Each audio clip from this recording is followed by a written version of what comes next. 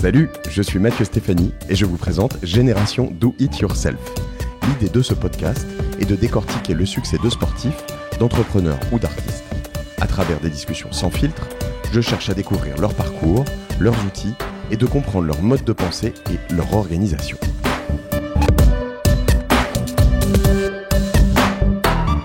Ce podcast existe grâce à Cosa Vostra. Avec Cosa Vostra, nous conseillons et accompagnons autant des grandes entreprises du luxe du CAC 40 que des startups, des PME très traditionnelles et même quelques entreprises et administrations publiques. Ma plus grande fierté, c'est avant tout la merveilleuse équipe que nous avons constituée. Nous nous arrachons au quotidien pour trouver des talents dans plein de domaines du digital, les meilleurs designers, les meilleurs développeurs ou encore les meilleurs consultants pour accompagner nos clients dans leur croissance et leur innovation.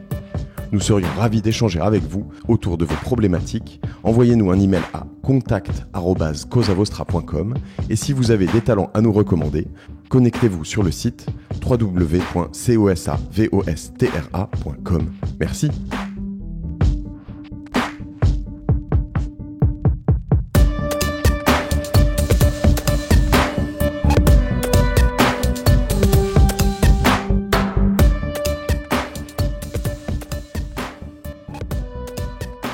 Bonjour, je suis aujourd'hui avec Tigrane Seydou.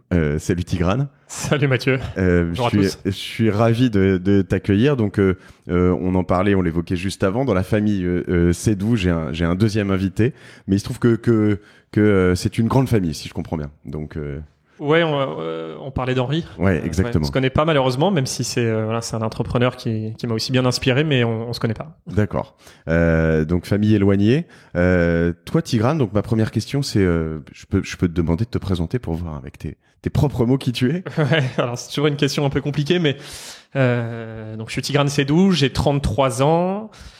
Tout le monde m'en donne plutôt 19-20, donc c'est pas faux. Voilà, les gens ont toujours le sentiment que je triche sur mon âge, mais j'ai bien 33 ans. On te demande une carte d'identité quand tu veux rentrer dans un club aux États-Unis. C'était marrant parce que j'ai accompagné ma nièce à la rentrée scolaire il y a 3 jours et elle est en terminale et je l'ai accompagnée parce que c'était à côté de chez moi et toutes ses copines lui ont demandé si j'étais son nouveau copain de l'été. Ah merde. Et on a quasiment 15 ans d'écart, donc voilà, mais bon, c'est plutôt bien que ça soit dans ce sens-là. Ouais. Donc voilà, j'ai 33 ans, je partage ma vie entre ma famille personnelle entre guillemets, puisque je suis marié avec une femme que j'adore, que j'ai rencontrée à l'école il y a 12 ans. On s'est mariés il y a 3 ans et demi maintenant. On a un petit bébé qui s'appelle Melchior, qui a 1 an et demi, et on attend un deuxième. Voilà, donc il y a plein de gens qui ne savent pas ça encore, et je l'annonce en live. Une petite fille, donc on est vraiment content pour janvier. Donc ça c'est ma première vie actuelle, et ma deuxième vie actuelle c'est que j'ai été je suis le cofondateur de Big Mama avec Victor Luguer. On a créé Big Mama il y a 5 ans maintenant. C'est un peu plus de 5 ans. On a démissionné de notre job pour créer cette aventure.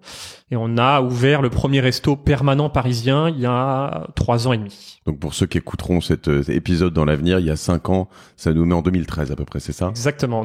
On a démissionné le 1er octobre 2012. On est sorti de notre job le 1er janvier 2013. Donc là, on était full time sur le projet. On y reviendra probablement, mais et ensuite, bon, on a eu un petit 2 ans et demi à la fois passionnante et compliquée parce que c'est 2 ans et demi de création dans lequel on a un peu la tête dans le guidon et on pense toujours que quand on réussit tout est facile et que ça a été un long fleuve tranquille. C'est pas toujours le cas. Donc c'est on a eu jamais le cas. Ouais, c'est jamais le cas. Et 2 ans et demi jusqu'à l'ouverture de Is Mama, qui était le premier restaurant. D'accord. Non, ce que je te demande, c'est de parler bien dans le micro que comme ça. Voilà, exactement. Tout le monde t'entendra mieux.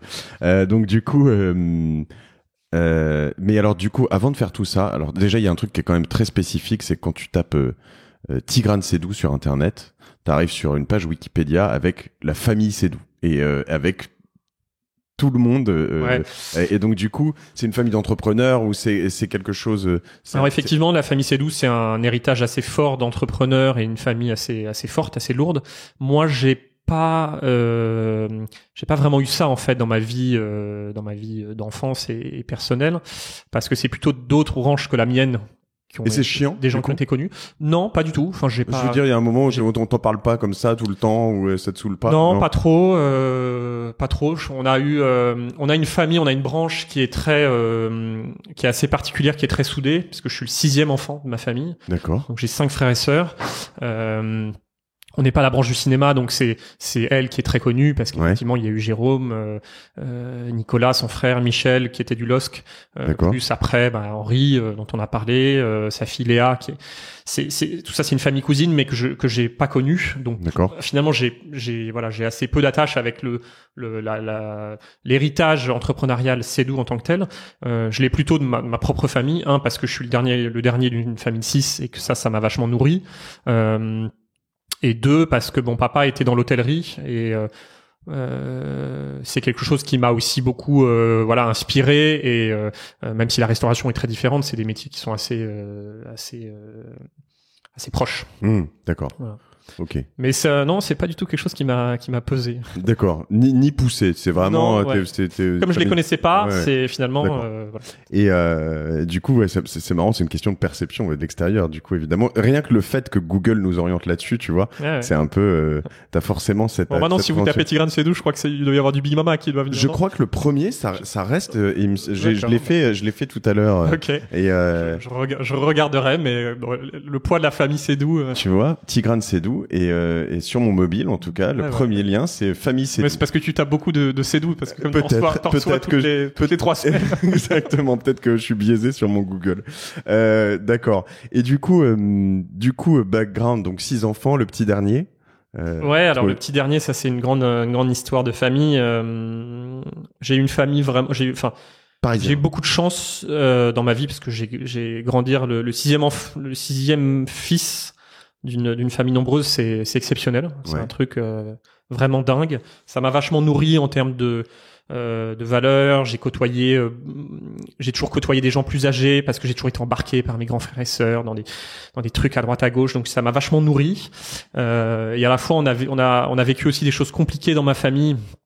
Parce qu'on a perdu un frère. On a perdu un frère quand j'avais quel âge? J'avais 22 ans, qui était mon frère le plus proche. C'était mon meilleur ami. Donc ça a été à la fois, on a traversé des choses compliquées parce que j'ai un frère qui s'est suicidé. Donc ça n'a pas été un passage facile, et en même temps on était tellement soudés et on s'est tellement ressoudés par ça que on en est ressorti presque encore plus fort. D'accord. Et vous l'êtes toujours du coup très soudés. On avait perdu notre maman quand j'étais assez jeune. D'accord. Parce que maman était assez malade quand j'avais de mon âge de 13 ans à 18 ans. Ma maman était très malade d'un cancer. Donc on a aussi traversé cette période un peu compliquée en famille, donc ça a vraiment resserré les liens, et aujourd'hui on est alors c'est drôle parce qu'on est très différents. J'ai des grands frères et grandes sœurs qui ont 16, 17 ans d'écart, 17 ans plus âgés, du même père et de la même mère. Donc c'était à la fois des mamans et des deuxièmes mamans, et à la fois des sœurs hyper proches. Et aujourd'hui, on a tous des parcours différents. Je suis le seul à avoir fait une école de commerce. On a tous des trajectoires très différentes. Ma sœur la plus proche, elle est maîtresse. J'ai un autre frère qui est entrepreneur, pas du tout dans le même secteur. J'ai une sœur qui est plutôt dans l'art. Il y a pas un moule, quoi. Et en même temps, on est, c'est mon socle le plus fort et le plus avec mes plus gros repères. On est très famille, on passe des vacances ensemble, on a une ribambelle de cousins, cousines parce que tout le monde a eu des enfants, et ça c'est juste dingue. Donc c'est. Et vous êtes parisien? T'as grandi à Paris? Non, alors oui et non. Je suis monégasque. D'accord. Je suis né à Monaco. Mon papa et ma maman étaient français, et mon papa par sa voie professionnelle a été amené à vivre là-bas. Et donc tu as la nationalité? Ouais, j'ai la nationalité. Double du coup Non, simple, puisque à l'époque, je crois que maintenant c'est faisable, mais à l'époque on pouvait pas avoir la double nationalité. Donc je suis que monégasque. Parce qu'il y a beaucoup d'avantages quand vous êtes à Monaco, mais il y a que des inconvénients quand vous n'êtes pas à Monaco. Parce que tout le monde me dit, mais c'est génial, tu payes pas d'impôts, tout ça. Non, en fait, je suis résident français, donc comme un Allemand ou un Italien qui vit en France, on paye nos impôts. Et effectivement, ça a beaucoup d'avantages quand vous êtes résident monégasque, ce qui est pas mon cas. Bon, peu importe, c'est pas très intéressant. Je suis né là-bas. Je suis né là-bas je suis né là-bas, puis j'ai grandi là-bas jusqu'à l'âge de 6-7 ans, donc assez peu de souvenirs au final.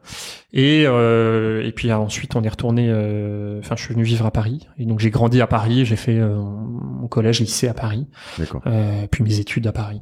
Donc pas mal de voyages entre temps, mais mon âme est encore à moitié sur la côte, mais ma vie et mon âme est très parisienne. D'accord.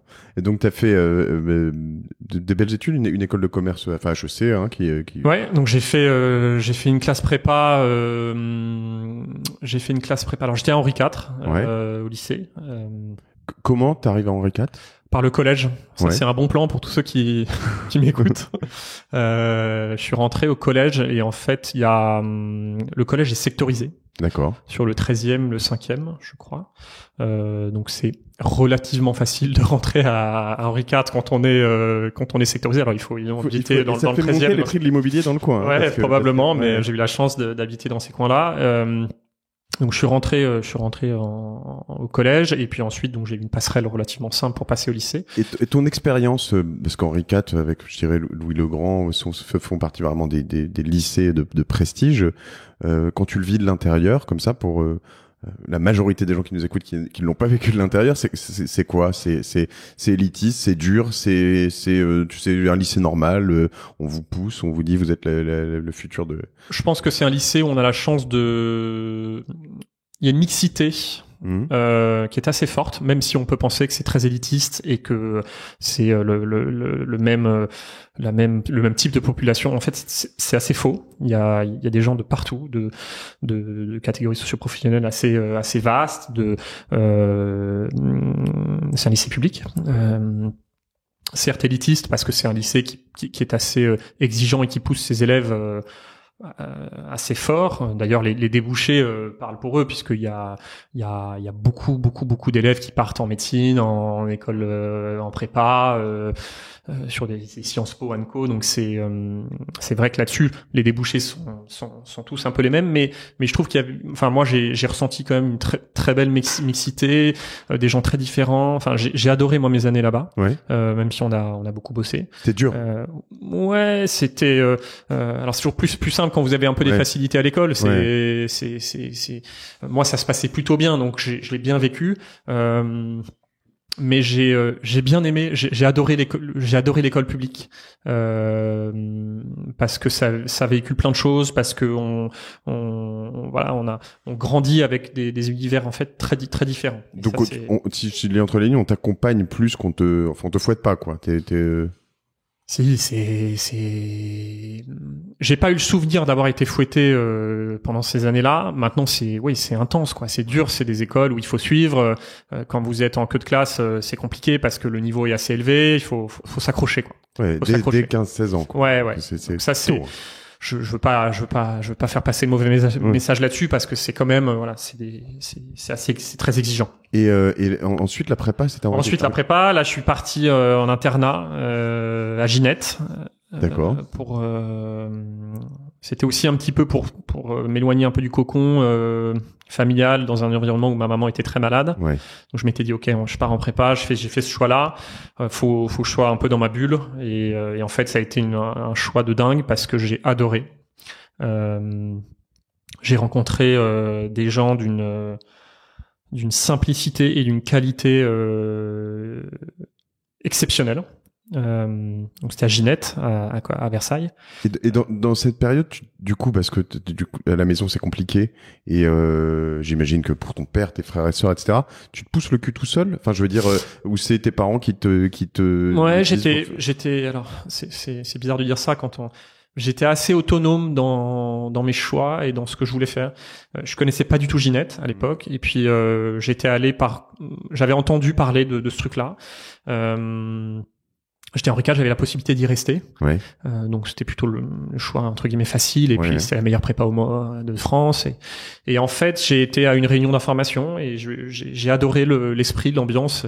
Ça m'a fait penser, vous connaissez ce film Au cercle des poètes disparus?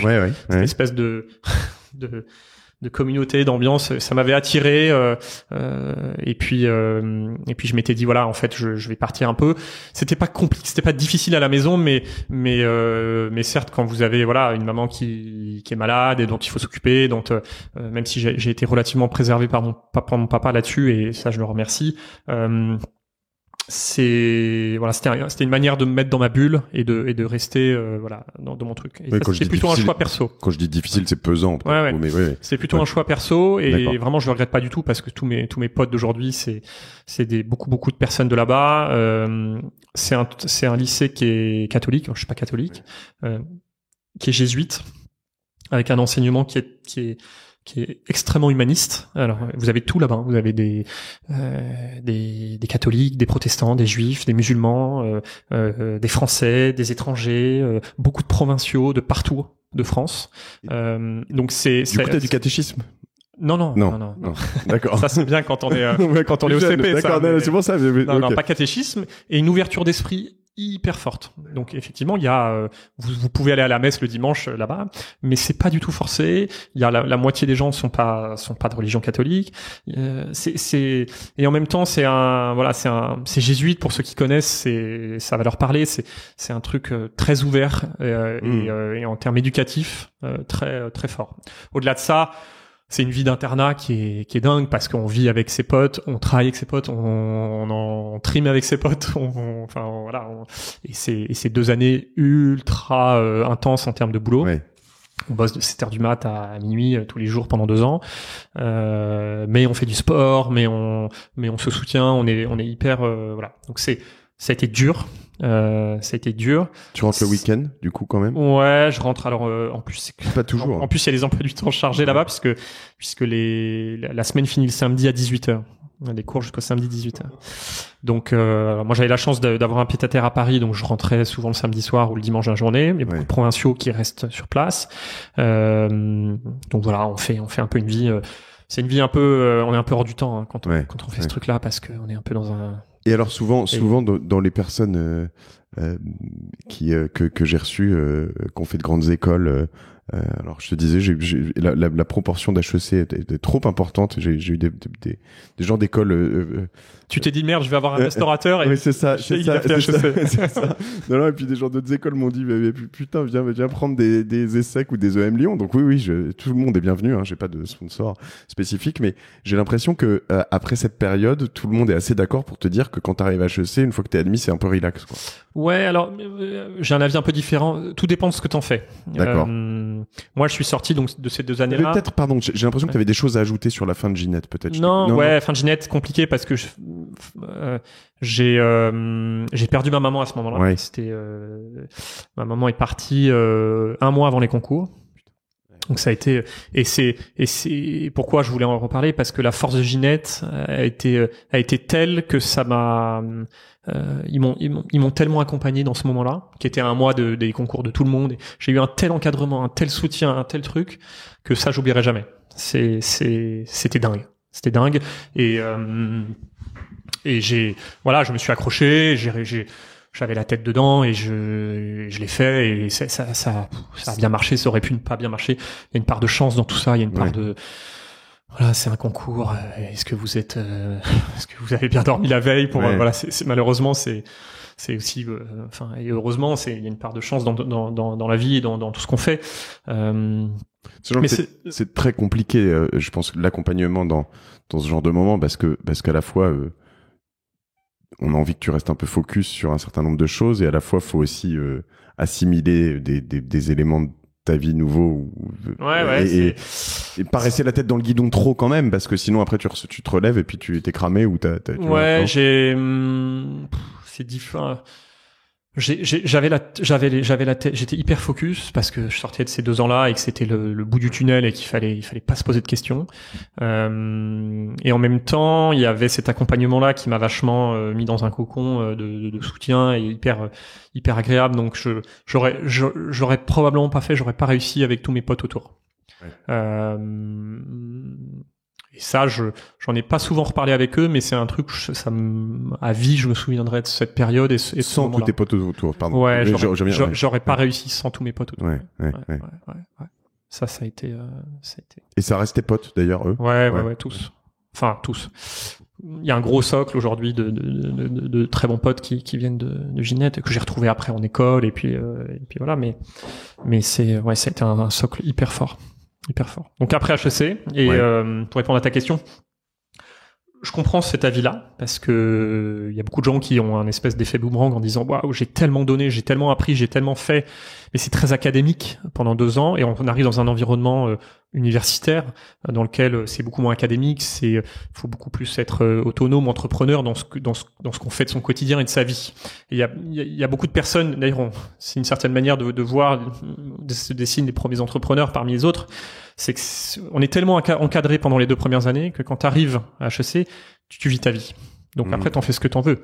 Et ce que tu peux, et ce que tu veux, mais c'est il y a beaucoup de gens qui sont pas heureux parce qu'ils ont besoin d'être extrêmement encadrés, et ça se comprend, et c'est pas mal, hein, mais et puis il y en a d'autres qui sont hyper épanouis parce que voilà, c'est la liberté, je vais faire des milliards de choses à côté, des associations, des trucs, d'autres études, des doubles diplômes, faire plein de choses. Moi, j'ai eu la chance d'être embarqué dans des belles aventures parce que dans des trucs d'association où je me suis vachement intégré et mis à fond. Donc j'ai pas du tout perçu HEC comme un creux intellectuel, ou au contraire, j'ai appris plein d'autres choses. On apprend la vie de société parce qu'on vit comme des moines avant. Hein. Donc on apprend la vie de société, on apprend la vie un petit peu d'entreprise, on fait des stages, T'es mélangé à pas mal de. Ouais, moi j'en garde un super souvenir. Ouais. On fait la fête. Ouais. Ça c'est cool.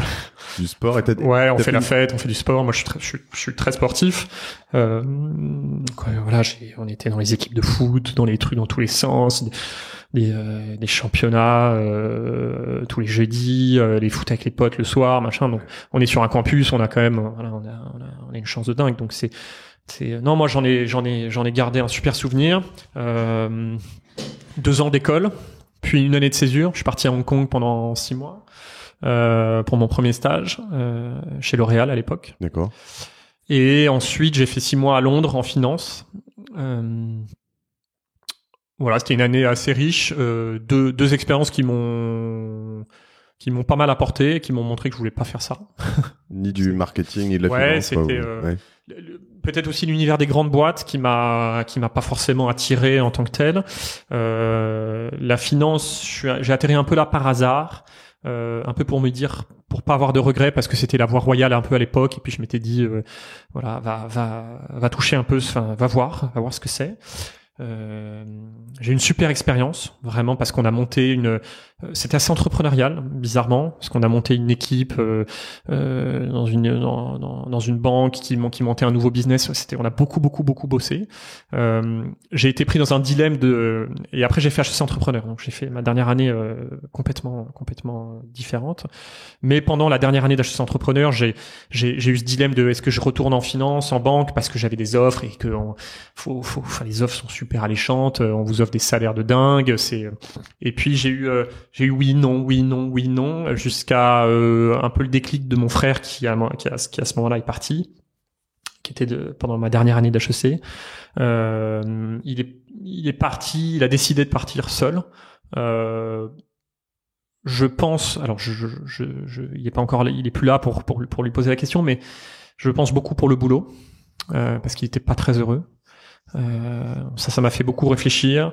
Et je me suis dit ok, en fait,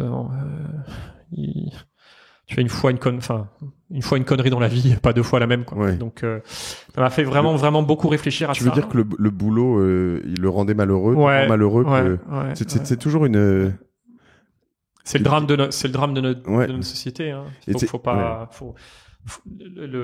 le boulot rend malheureux beaucoup de gens. Ouais. En fait, ce qui est marrant, je me souviens de cette époque où il y avait beaucoup de suicides à Orange, chez Orange.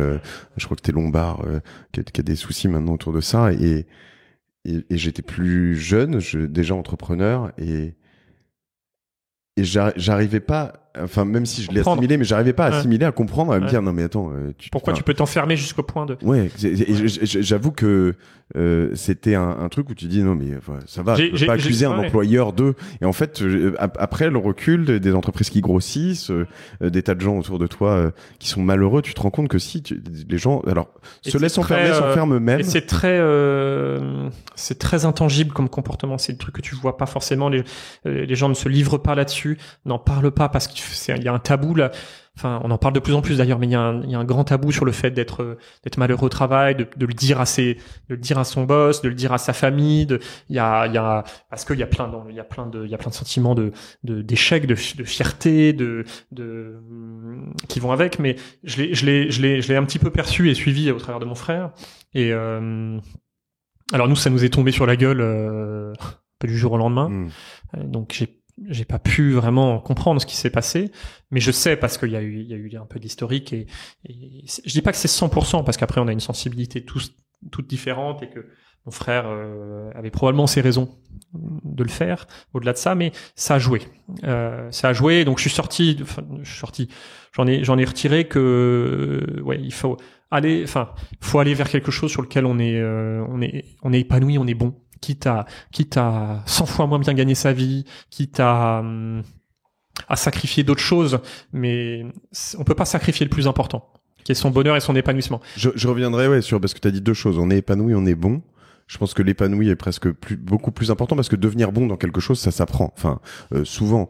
Oui, bien sûr, mais on est souvent épanoui dans les choses où on est bon. Oui. Donc c'est pour ça que je lis les deux. Je dis pas que on le devient heureusement parce que sinon ce serait triste. Et puis c'est mon boulot du quotidien de faire grandir les gens. Donc toi t'étais pas bon. Enfin alors, tu vas me dire comment tu y es arrivé, mais t'étais pas bon restaurateur. Non, mais je sentais que c'était quelque chose dans lequel je pouvais être bon. Oui, mais parce que ça allait. Or la finance par exemple, la finance c'est un truc où je me suis toujours dit j'allais être mauvais dans ce truc-là. Mais pourtant, j'avais fait mes preuves et j'aurais eu la possibilité de faire un parcours là-dedans. Mais je sentais pas. C'est un truc dans lequel je me suis dit, et c'est pour ça que j'associe les deux, même si, bien sûr, plus on grandit dans une direction, plus on devient bon, plus on peut être épanoui. Mais je suis très sensible à apprendre à se connaître et essayer d'évaluer ce sur quoi on va être bon. Parce que c'est ça qui va vous donner de la satisfaction au quotidien, c'est ça qui va vous rendre heureux. On est heureux parce qu'on réussit des choses. La réussite, elle est pas que faciale, elle est pas que financière, pas que économique, pas que de salaire, pas que de machin. Donc elle est plein de choses. Elle est parce qu'on grandit, parce que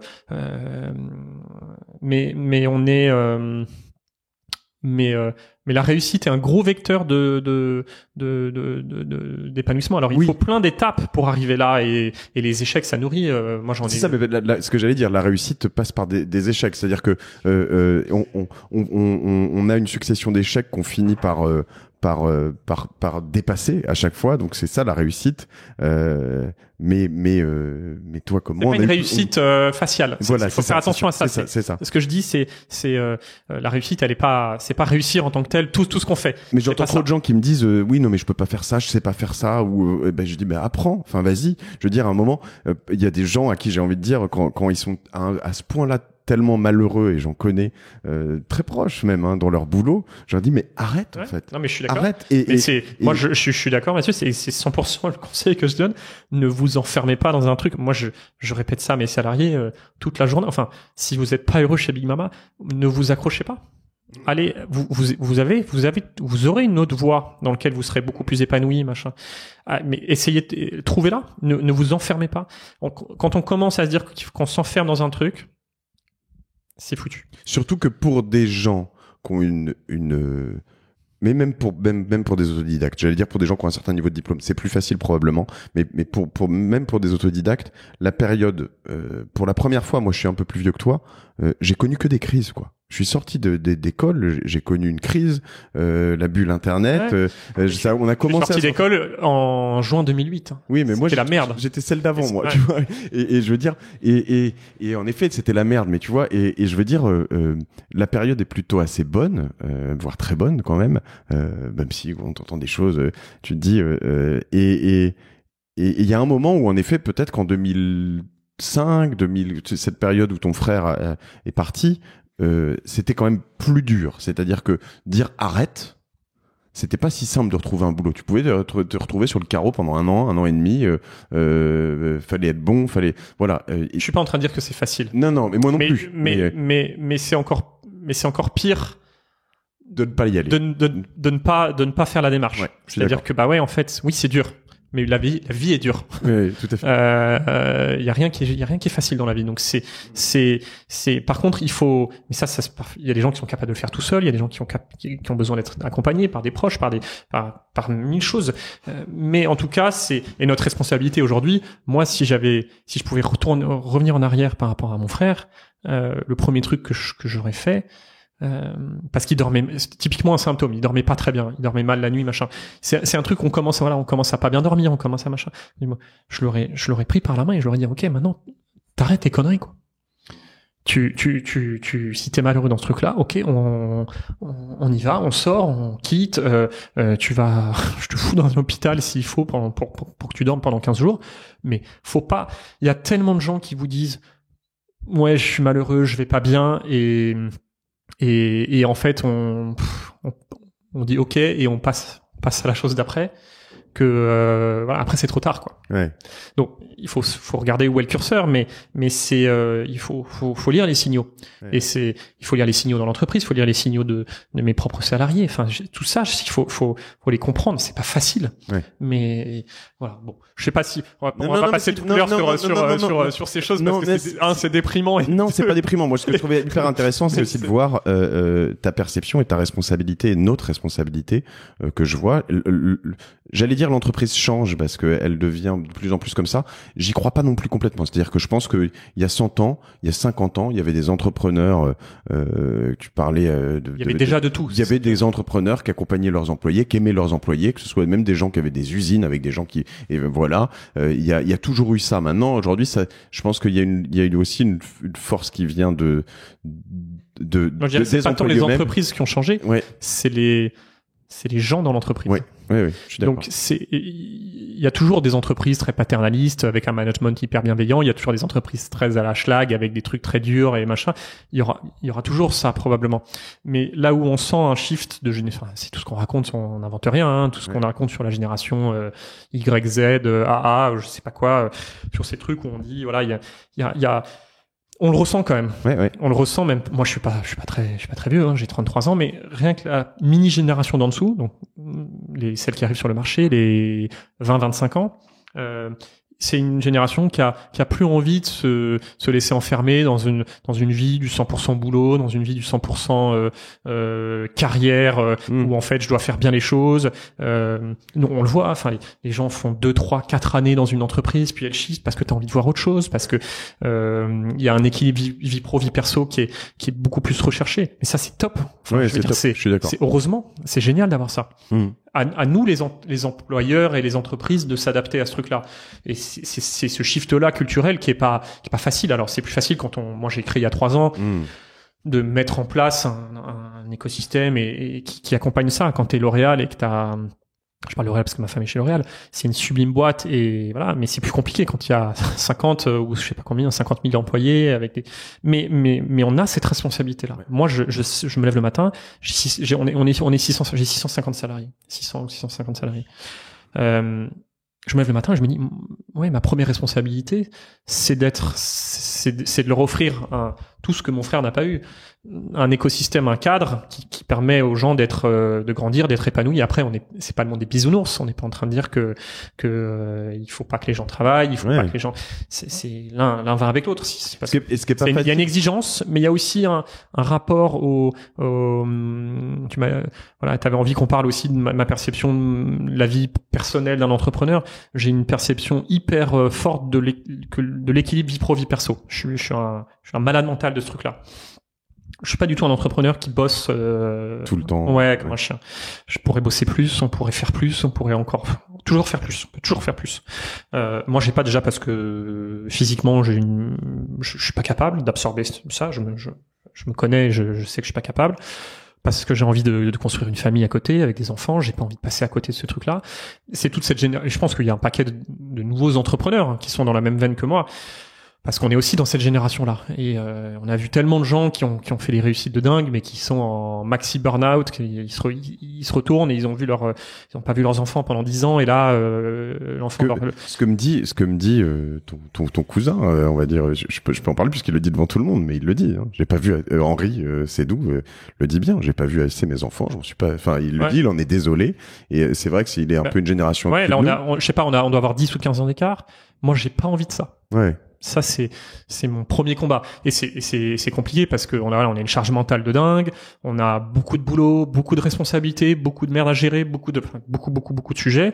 Et puis c'est pas prêt de s'arrêter, et c'est incrémental, hein. C'est-à-dire que quand vous passez de 0 à 600 salariés et de 600 salariés à je sais pas combien, c'est plus de merde que quand il y avait 2. Heureusement, les équipes grossissent, on a des gens de confiance autour de nous, mais on va y venir, mais c'est vrai que dans l'approche, tu le dis, tu veux que ces gens soient heureux, et voilà, c'est pas si simple parce qu'en plus t'as dedans des boulots difficiles. Enfin, je veux dire, t'as des gens qui font de la plonge, t'as des gens qui font des choses qui sont pas forcément passionnants, en fait, quoi. Mais c'est d'ailleurs pas ceux qui font la plonge plus que ceux qui sont au bureau et qui font du marketing. Ouais. Moi, je vois. Alors, j'ai la chance d'avoir des équipes où j'ai des métiers très différents, très différents, des métiers de bureau entre guillemets, et de fonctions support jusqu'à des métiers très opérationnels. Il y a pas une population qui est plus malheureuse que l'autre, voire presque l'inverse. Ouais. C'est marrant, parce que c'est aussi une question de mentalité, une question de juste d'acceptation du bonheur simple. Ça me fait penser à, alors c'est mon père qui m'a rappelé ça récemment, mais qui me dit, je crois que c'est pendant mon père est médecin, et à l'origine il a participé à pas mal de choses, et dans un colloque, quelqu'un posait la question de pourquoi les cadres sont-ils plus stressés, et le psychiatre qui était en face a répondu, il faut peut-être poser la question de manière inverse. C'est-à-dire, est-ce qu'ils sont pas cadres parce qu'ils sont plus stressés, en fait? Et quand tu réfléchis, je pose le problème de cette manière. Après, bon, c'est difficile de faire des généralités là-dessus, mais je sais plus ce qu'on disait. On parlait de notre responsabilité de leur donner un cadre, et est-ce qu'ils sont heureux. Moi, c'est un des 2 piliers de Big Mama, d'ailleurs. Et on réussit pas à 100% parce que c'est un objectif, et on l'a pas encore atteint, et peut-être qu'on l'atteignera jamais. Mais en tout cas, c'est une démarche qu'on a au quotidien. On a eu deux piliers très très forts. On a eu un pilier très fort sur le sourcing et la qualité de nos produits, et travailler dans un écosystème de producteurs artisanaux. Ça, l'histoire on la connaît, on la raconte souvent. Puis il y a un deuxième pilier qui a été un pilier de RH humain très très fort, où on a essayé. Alors je dis pas qu'on y arrive à 100%, mais on essaye de développer une culture d'entreprise très forte dans son sentiment d'appartenance, dans le fait d'avoir du bonheur au travail, de recruter des gens qui sont justement passionnés, et de pas enfermer les gens dans des métiers, dans des cases. On a eu énormément de changements de trajectoire, même au sein de Big Mama, des gens qui sont rentrés dans une trajectoire, puis en fait pas très heureux, pas très épanouis, boum, qu'on a réorienté, et en fait c'est là où ça revient à notre discours de tout à l'heure. Tu te rends compte que quelqu'un qui est bien positionné, qui s'est bien positionné dans un job, dans une organisation, est 1000 fois plus heureux que quand il l'est mal. Sur la même personne, on a eu des trajectoires avec des personnes qui étaient malheureux dans un poste donné, soit dans un restaurant, ou en fonction, ou à l'officio, c'est-à-dire au bureau. Et voilà, en accompagnant, en essayant de comprendre, on les réoriente vers parfois des choses complètement différentes, et la transformation, elle est énorme, quoi. les gens deviennent heureux, quoi. Ça, c'est cool. Et ça, Ouais. c'est une méga satisfaction d'employeur, parce qu'on se dit, bah, on a aussi cette vocation-là d'accompagner, d'aider nos salariés, notre staff à comprendre qui ils sont, où ils doivent aller, et parfois à les pousser. Il y a des gens qui ont besoin de ça, on les pousse, et puis il y en a d'autres, bah, voilà, ils sont heureux en ayant des jobs plus tranquilles, plus calmes, et faut savoir être agile par rapport à cette chose-là. C'est assez marrant cette approche de pousser. J'ai quelqu'un que j'ai rencontré récemment qui me disait qu'il embauchait beaucoup d'X, de centrales, de gens qui avaient appris à beaucoup bosser, et que bon, alors déjà il faut les laisser dans un environnement où ils travaillent beaucoup et ils sentent qu'ils travaillent beaucoup, mais notamment aussi, comme ce sont des gens qui ont passé beaucoup de concours, quand tu les recrutes, s'ils te plaisent, et ce qu'il me disait, en tout cas lui, sa perception, c'était de dire s'ils te plaisent dès le premier entretien, tu dois quand même leur en faire passer un certain nombre derrière, parce qu'il faut qu'ils sentent qu'ils ont mérité de rentrer. Ouais, on n'a pas trop cette logique, alors, parce on est restaurateur, donc on recrute des gens de partout, et on a assez peu, en fait, cette population-là.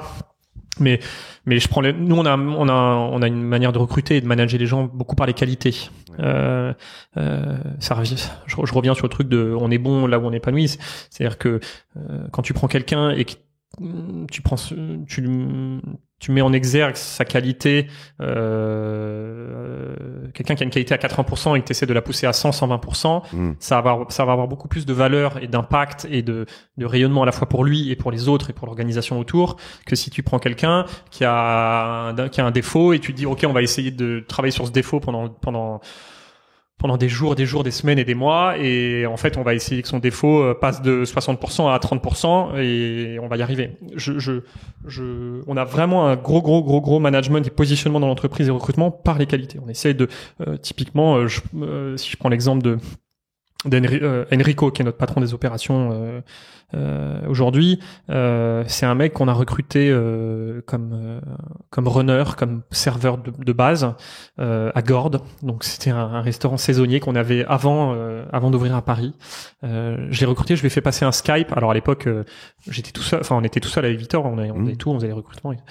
Il venait de Sardaigne, j'étais à son mariage la semaine dernière en Sardaigne, c'était génial. Et il venait de Sardaigne, il était dans sa maison en Sardaigne, il avait les cheveux longs, la barbe, limite sa guitare au moment de l'entretien, et en fait j'ai senti au travers de 10 minutes de Skype que il avait une passion, un sourire juste incroyable. Il avait jamais touché une assiette, il avait jamais fait de restauration, il était un peu perdu.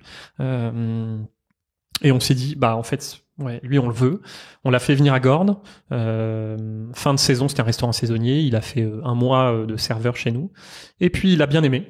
Il nous a accompagnés. Il est venu s'installer à Paris complètement après un mois de saisonnier, quoi, comme on a tous fait quand on était jeune. Et aujourd'hui, c'est directeur des opérations. Il manage 300 personnes.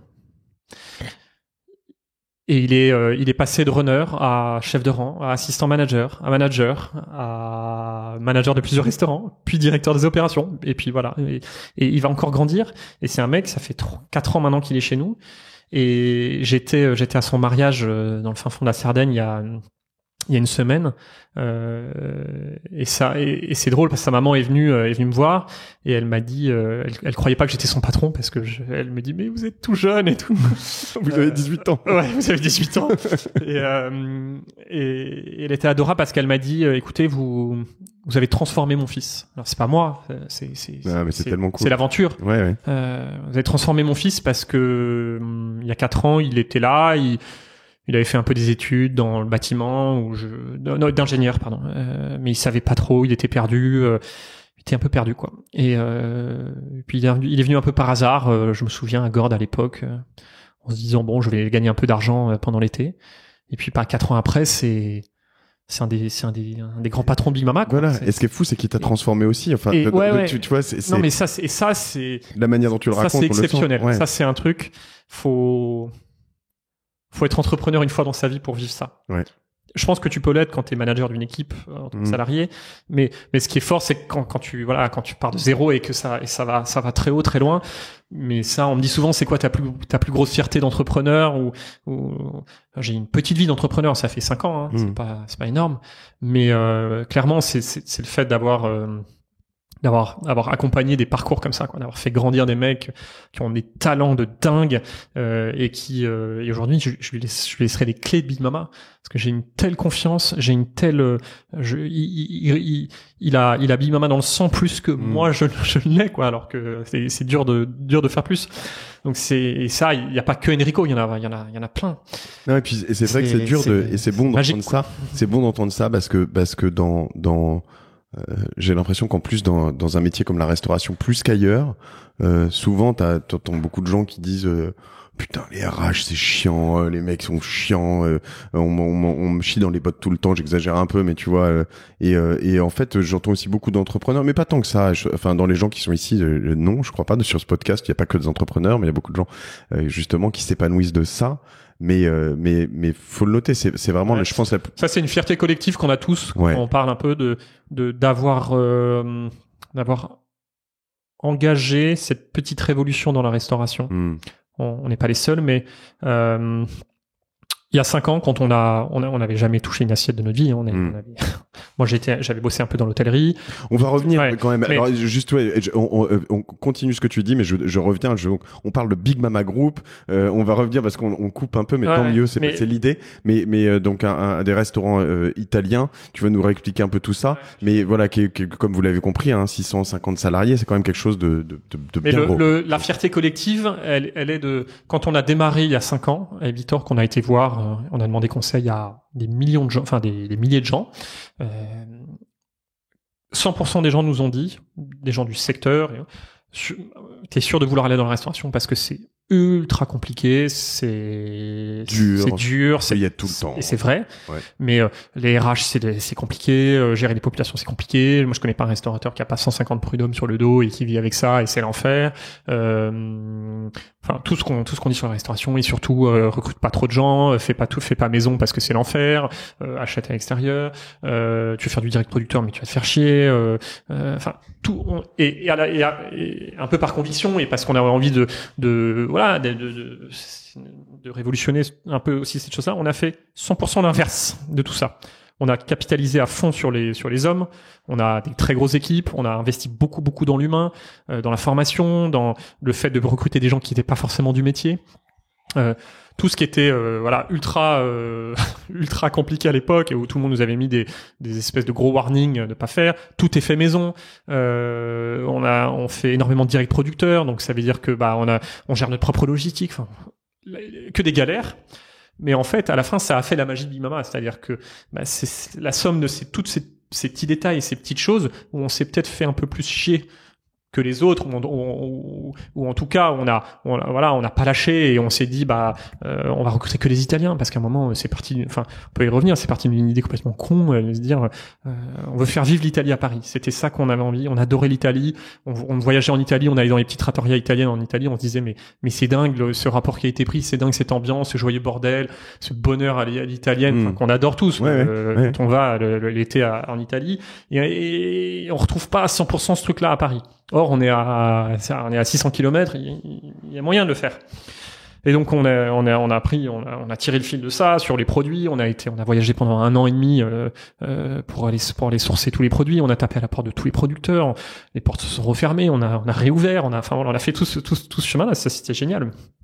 Et, à un moment, on s'est dit, OK, si on veut faire vivre l'Italie, c'est aussi par le staff, quoi. Donc, on va s'entourer d'Italiens. Donc, on a recruté un chef italien, puis qui a recruté son cousin qui était pizzaiolo, puis ça a commencé comme ça. Tigran est tellement devenu italien qu'il a prévenu avant, je parle beaucoup avec les mains. Donc, comme il tient son micro dans les mains, de temps en temps, vous l'entendez un peu plus loin, un peu plus près, parce que ça se balade sérieusement. Je passe ma vie à lui faire des signes pour lui dire, parle dans ton micro. Il en a ras-le-bol, Mathieu, il se dit, putain, quand est-ce que ça va finir, ce truc? Parle dans ton micro. D'accord. Et du coup, Alors, allez, on va faire un tout petit retour en arrière. Yes. On revient à la sortie d'HEC. T'as fait ton stage finance, etc. C'est passionnant. J'aimerais bien, mais juste pour recomprendre tout ça, recontextualiser comment tu te lances dans tout ça. J'ai cru lire quelque part. Non, vas-y. J'ai cru lire quelque part que t'as bossé pour Stéphane Courby. Yes. Que quelqu'un que pour moi je trouve assez. Alors tu vas nous raconter. Peut-être que tu vas pas me dire que c'est un gros con, peut-être parce que non plus. Mais c'est moi quelqu'un qui m'a beaucoup fasciné sur justement ce qu'il a réussi à créer vite et voilà. Et donc en plus j'imagine une époque assez faste. Donc ouais, raconte-nous un peu entre la fin d'HEC Big Mama. Donc dernière année entrepreneur. Je suis entrepreneur, une année super forte qui m'a mis pas mal dans le bain de l'entrepreneuriat. Je suis sorti de là, j'ai fait un grand voyage autour du monde. Je passe assez vite parce que mais je suis parti, j'ai fait 17 pays, j'ai traversé 18 pays avec mon meilleur copain d'enfance qui m'a appris, je n'allais pas très bien suite à l'histoire de mon frère et il m'a dit viens, je t'emmène et on fait un grand voyage et on va billet open. Ouais, on va tout oublier. On est arrivé au Mexique et on a traversé tous les pays du Mexique au sud de l'Argentine. Combien de temps tu dis? On a fait ça pendant 9 mois. À pied, c'est-à-dire? Ouais, enfin à pied bus. Voilà, on a traversé tous les pays. C'était génial et bon, on n'a pas non plus 3 heures, donc on pourrait y passer. Des galères. Ça a été 9 mois super. Je suis revenu et là, donc je m'étais dit, ok, il faut faire un truc que tu as envie de faire. L'hôtellerie, je voulais absolument bosser dans l'hôtellerie. Je fais un tout petit point sur ce que tu dis. J'ai tu vois une alternante là Claire Vie qui est partie et en fait à un moment elle tu vois on parle de RH mais elle me dit on parlait elle est super designer très forte etc. Elle voulait rester rejoindre l'agence et on se met d'accord, tout est bon etc. Et puis avant de signer son contrat elle me dit écoute j'ai un doute avec mon copain en fait on voudrait partir, on voudrait aller en Nouvelle-Zélande et puis peut-être voyager ailleurs etc.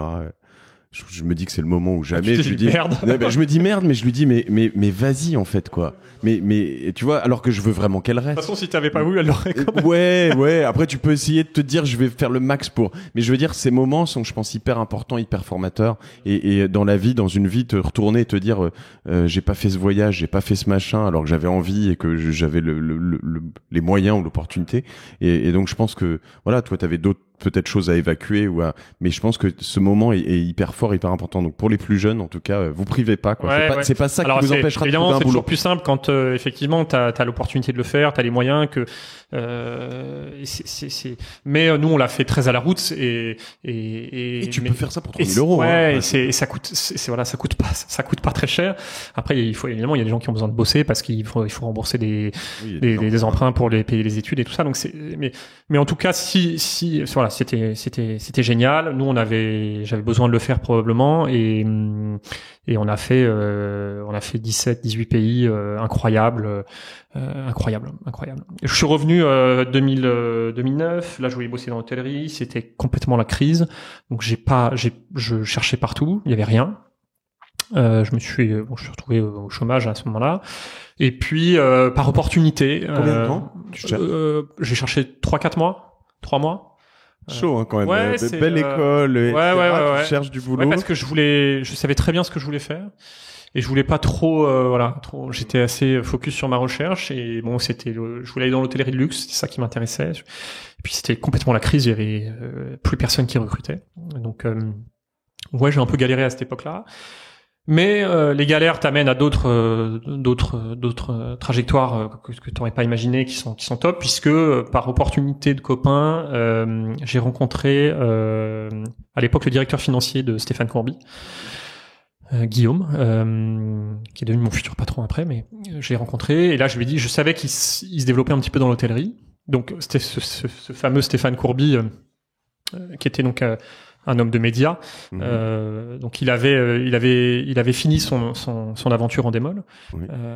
Donc c'était l'associé d'Arthur. Exactement, voilà. Avec l'associé d'Arthur. C'était l'associé d'Arthur à l'époque. Donc moi je suis arrivé quand cette époque-là était finie. Et il montait Love Group, qui était sa société d'investissement dans lequel il a investi et il s'est engagé dans pas mal de secteurs d'activité différents. Et je savais qu'il avait quelques velléités dans l'hôtellerie. Donc on m'avait dit rencontre-le. J'avais rencontré son DAF et son DAF DAF m'avait dit non, c'est un tout petit truc, on n'a rien, mais par contre, on se développe vachement dans les jeux en ligne, et puis il y a des trucs, là, les BetClick à l'époque. Est-ce que ça t'intéresse? Parce que là, il y a plein de choses à faire.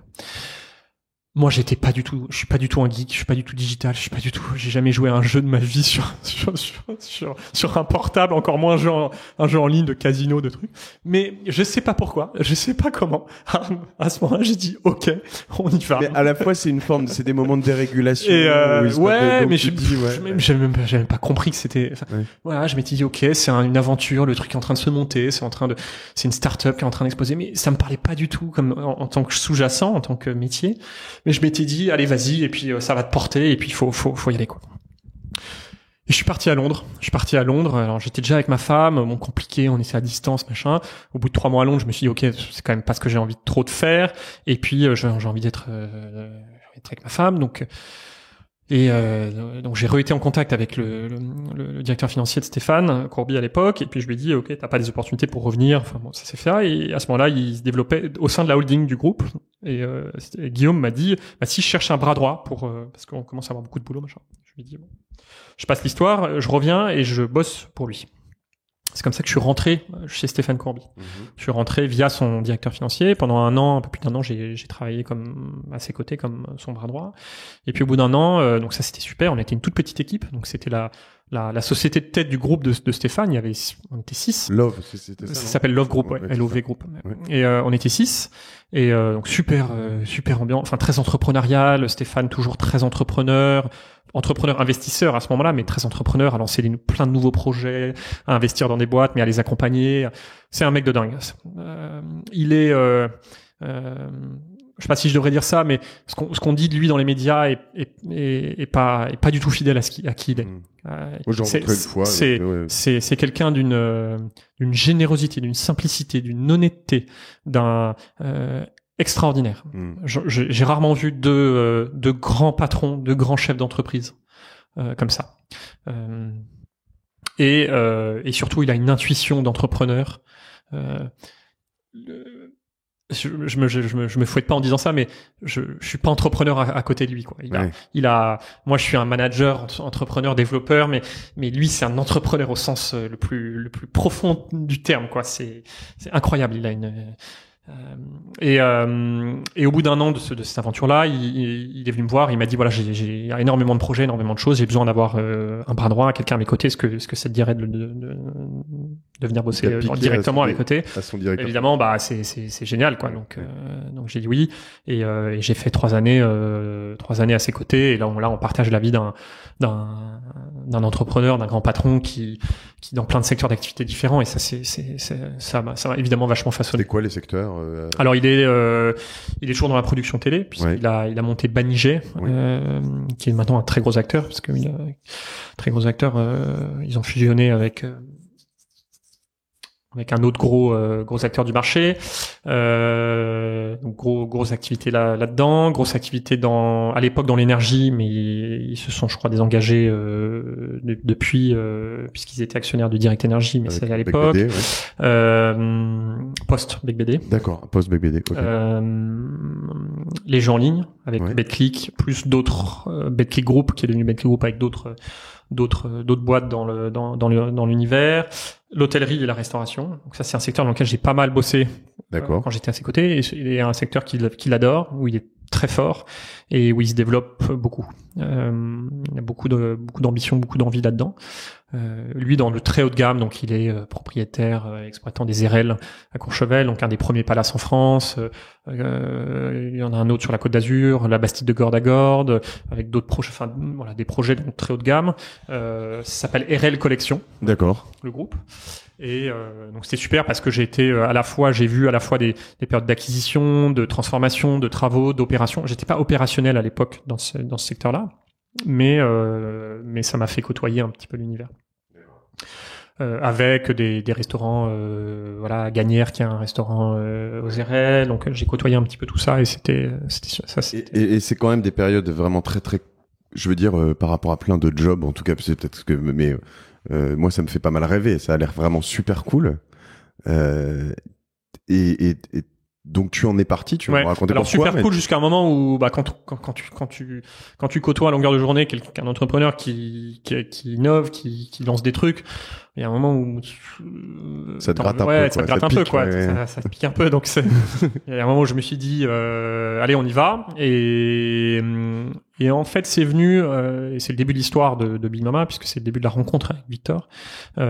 Victor était directeur général DAF puis DG de My Major Company. D'accord. Je sais pas si ça te parle, mais bien sûr, dans le financement participatif. Qui était fondé par trois ou quatre associés artistiques, dont Michael Goldman, le président Jacques.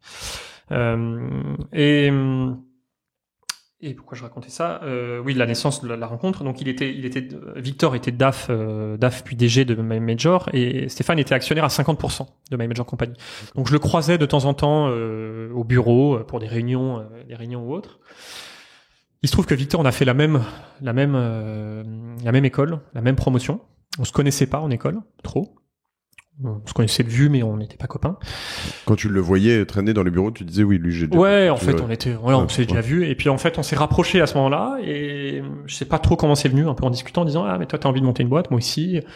En fait, est-ce qu'on se mettrait pas ensemble? Et puis on a commencé à cruncher des projets, des idées ensemble, un petit peu au fil de l'eau. On se voyait le soir après le boulot, et on a étudié plein de trucs. Alors moi j'avais quasiment que des projets dans l'hôtellerie, la restauration, et lui il adorait la restauration parce que c'est un fan de cuisine. D'accord. C'est aujourd'hui lui qui s'occupe de toute la partie culinaire, du sourcing de produits, direction artistique des menus. Moi je m'en occupe pas trop, et moi je m'occupe plutôt de la partie RH. Donc il adorait ça, mais c'était pas quelque chose qu'il connaissait à la base parce que il avait pas trop touché à ce secteur-là. Il avait d'autres projets d'ailleurs dans l'éducation, dans plein de choses. Mais j'ai réussi à l'embarquer un petit peu dans le projet de la restauration. Et on est jusqu'au jour où en septembre-octobre 2012, on s'est dit maintenant faut y aller, quoi. Faut y aller, et je dis souvent, il y a beaucoup de jeunes ou d'entrepreneurs qui sont de futurs entrepreneurs qui sont en poste, qui me disent je suis en train de monter une boîte. Je lui dis mais t'es toujours en poste? Oui, parce que bon, machin. Ok, oublie.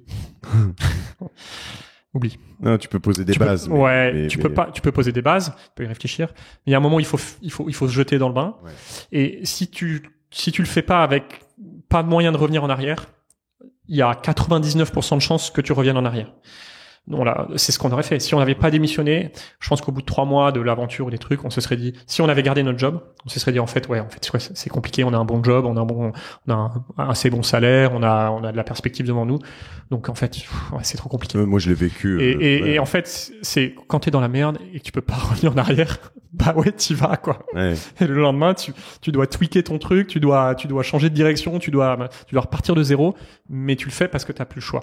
Donc c'est pas facile d'un moment de se dire ok, j'y vais alors que je suis pas 100% sûr de mon truc, mais être sûr de son truc, déjà encore aujourd'hui je suis pas sûr de mon truc.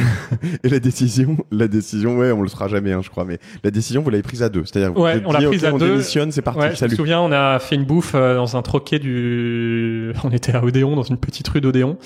On a un peu picolé et on a pris la décision de démissionner ce soir-là. On se souvient très bien de ce moment avec Victor, on en a reparlé il y a pas longtemps. On est sorti du resto et on a dit ok, demain matin, entre 11h et midi, on va voir nos boss respectifs et on démissionne. Et on s'est dit on le fait au même moment, au même instant, parce que s'il y en a un qui change d'avis 3 heures après, l'autre il est tout seul, c'est trop tard. Et on a fait effectivement ça. C'est le coup de celui qu'on saute tous ensemble de la falaise. Et puis il y en a un qui saute pas et le lendemain matin, on n'avait pas changé d'avis et on a été voir nos. Vous vous êtes rappelé avant quand même? Ouais, on s'est rappelé avant ça, on dit OK, on y va maintenant. Et là, on a démissionné. Et qu'est-ce qui t'a dit? Donc toi, c'était Stéphane Courbier, tu l'as dit? Ouais. Ouais, et il t'a dit t'as raison. Non, mais moi j'ai une chance de dingue parce que en fait non seulement il m'a dit mais en fait c'est génial parce que c'est ce qu'il a fait toute sa vie, donc c'est génial, non seulement t'as raison, non seulement mais en plus t'es le bienvenu. Enfin on a pu garder un petit bureau pendant les premiers mois parce que je peux enfin voilà, ça arrive pas tous les jours, hein. Cool. Donc ça c'était super. Le boss de Victor était aussi un entrepreneur, hein, donc il a été hyper bienveillant. Enfin, on a été très bien accompagnés là-dessus. Et vous n'aviez pas l'idée encore. Alors, on avait une toute petite idée qui était, je la raconte parce qu'elle est presque publique, mais au tout départ, on s'était dit qu'on voulait aller dans la crêpe, qui est un truc complètement un peu absurde, mais vous alliez amener la Bretagne à Paris. Ouais, alors on n'est pas du tout breton, on n'est pas du tout. Mais déjà on aimait bien la crêpe, et puis on s'était dit qu'il y avait, on avait une réflexion un peu limitée, dans le sens où on s'était dit voilà, il y a une opportunité de marché dans la crêpe, c'est un produit qu'on aime bien, il y a des choses à faire, il y a plein de trucs économiques qui font que on est poussé à aller là-dedans, et on a été quand même relativement loin parce qu'on est parti là-dedans, on est parti en Bretagne, on s'est formé au métier de crêpier. On a bossé dans une crêperie à Brest, une petite crêperie qui s'appelle Diwali, qui est vraiment une toute petite crêperie où on faisait la plonge et on apprenait à faire les crêpes pendant 2 semaines. Ah ouais, on est parti loin. Non mais c'est super. En revanche, faire ça, c'est vraiment fantastique. On est parti loin, puis on a pris un mois, on s'est fait ça, on est revenu avec notre diplôme de maître crêpier. Donc évidemment, 3/4 de nos copains se foutaient un peu de notre gueule, enfin gentiment, mais en disant mais qu'est-ce qu'ils foutent les mecs. On était sûr de notre truc, on avançait, on avait commencé, on allait rencontrer des fournisseurs, des producteurs en Bretagne et tout. Et puis 2-3 mois ont passé, on s'est retrouvés à Noël, on a mûri un peu ça, et à la rentrée de janvier, on s'est dit en fait c'est pas nous. Il y a probablement des choses à faire, mais c'est pas nous.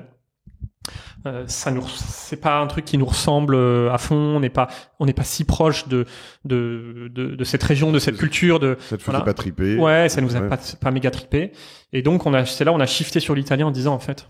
En soi, en termes, alors pas de culture et de choses comme ça, mais en termes de produits, t'as une pâte en dessous avec enfin j'exagère un peu, mais avec des aliments au-dessus. Ouais, mais en fait c'est là où on se trompe, parce que si tu vas sur un projet parce que tu penses ça, en fait, c'est une très bonne. T'as perdu, parce que ton projet, c'est pas de penser le coût matière de ta crêpe.